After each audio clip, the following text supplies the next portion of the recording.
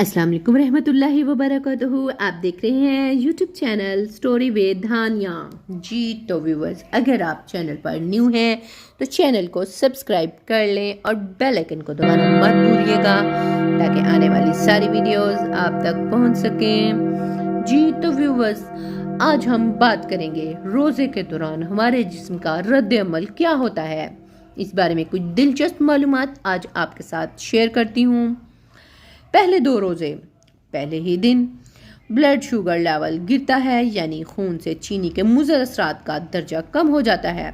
दिल की धड़कन सुस्त हो जाती है और खून का दबाव कम हो जाता है, यानी बीपी गिर जाता है।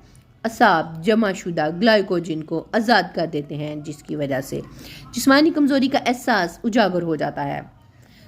जहरीले मादों की सफाई के पहले मरहला में नतीजतन सर दर्द, चक्कर आना, मुंह का बदबूदार हो जाना और ज़ुबान पर मवाद के जमा हो जाने के असरात ज़ाहिर होते हैं। 3 से 7वें रोज़े तक जिस्म की चर्बी टूट फूट का शिकार होती है और पहले मरहले में ग्लूकोज में तब्दील हो जाती है।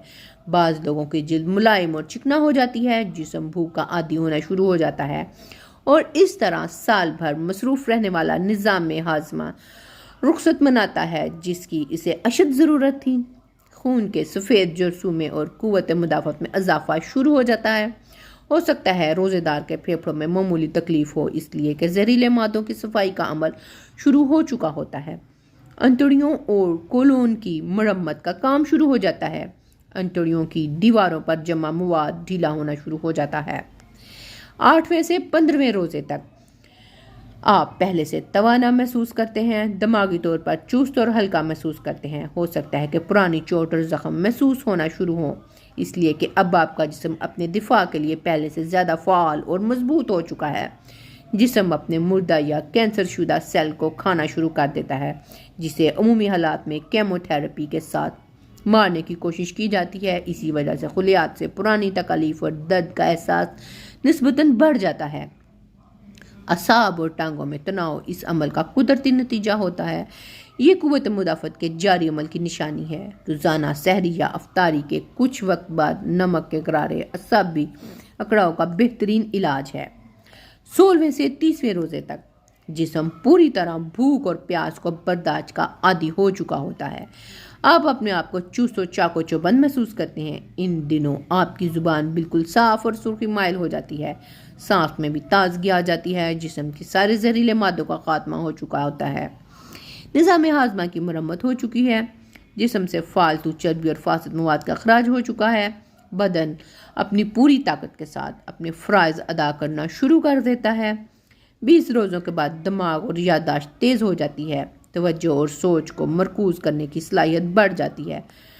बिलाशुबा बदन और रूह तीसरे अशरे की बरक़ात को भरपूर अंदाज से अदा करने के काबिल हो जाता है।